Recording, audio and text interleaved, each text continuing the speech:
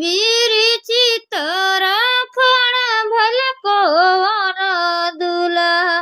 नयन से ढरेले लोर चंदन विरचित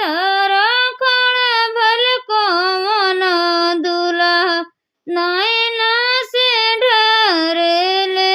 लोर घर में से निकलेली रानी कौशल्या हो कहे बबुआ ढरेल लोर घर में से निकलेली रानी कौशल्या हो कहे बबुआ ढरेल लोर दूर देशया मोर बियाह भइल केहू न जल बरियात दूर देशया मोर बियाह भइल केहू न जल बरियात एतना वचन जब सुने राजा दशरथ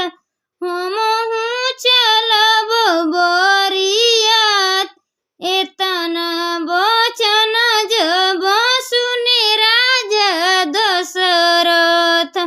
हमहु चलब बरियात हाथिया साजा बबुआ घोड़ा जे साजा रथ चढ़ल बिहन जास हाथिया साजा बबुआ घोड़ा जे साजा रथ चढ़ल बिहन जास चंदन विरचित राखण भल कौन दुल्हा नयन